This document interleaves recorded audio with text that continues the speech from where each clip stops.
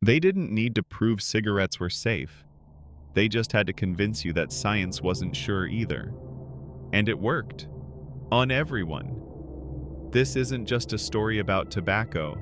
It's the blueprint for how industries lie. Beautifully, profitably, and long enough to outlive the truth. Let's rewind. There was a time when smoking wasn't just normal. It was glamorous, refined, prescribed by doctors, offered by flight attendants, sold to pregnant women. In the 1950s, more doctors smoked Camels than any other cigarette. That wasn't a joke. That was the marketing. Mild, good-tasting cigarette. They're particular about the brand they choose.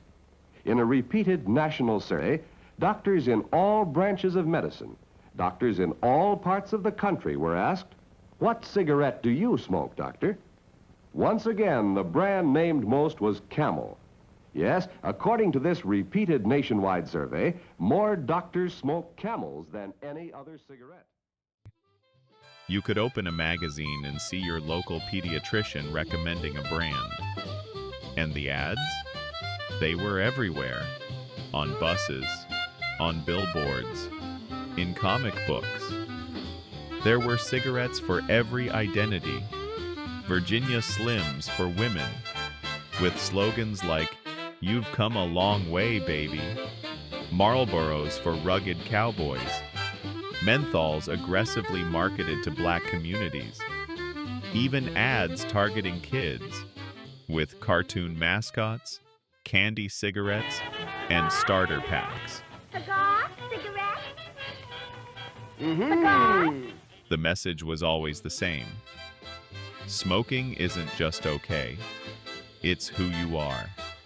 It's freedom, personality, rebellion, sophistication.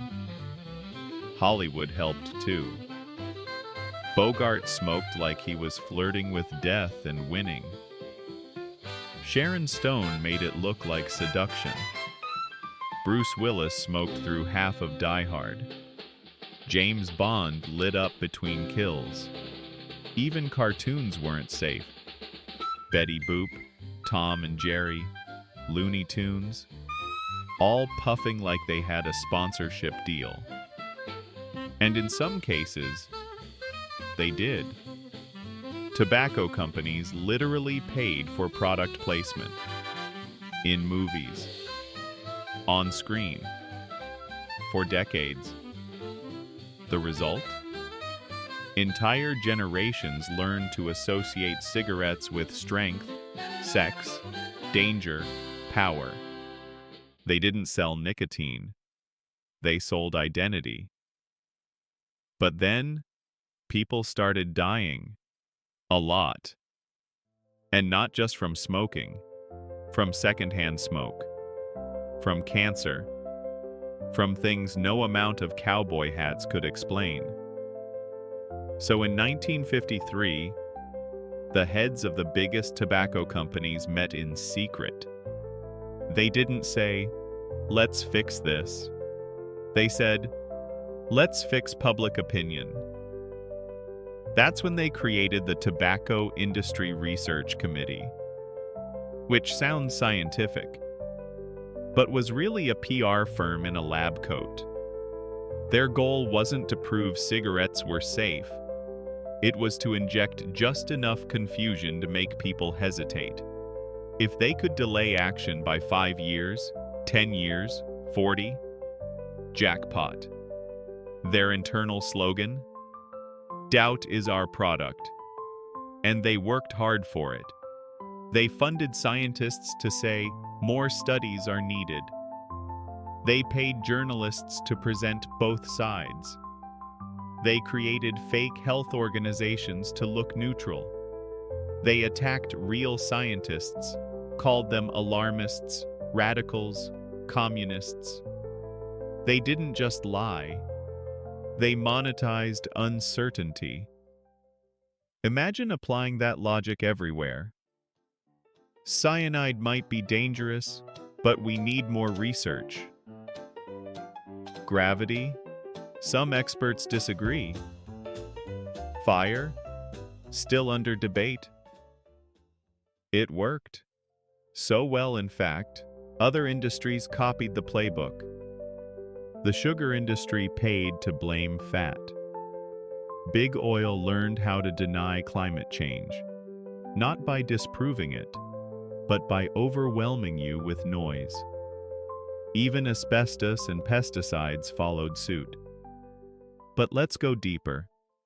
Let's talk about Jeffrey Wigand. He worked for one of the biggest tobacco companies. He discovered they were manipulating nicotine levels to make cigarettes even more addictive. He blew the whistle. He was harassed, discredited, legally threatened, dragged through the mud. And still, he testified. A movie was made about him, The Insider.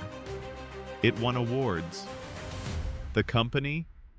It kept making billions. The point is, they didn't just fight science. They beat it in the press, in court, and in culture. They sold addiction wrapped in freedom. And we bought it. We didn't just inhale smoke. We inhaled doubt. People stopped believing experts. Science became just another opinion. And now, flat earthers have podcasts. The tobacco industry didn't just kill people, it killed trust. So next time someone says, well, scientists still disagree, ask yourself, do they? Or is someone just selling you doubt?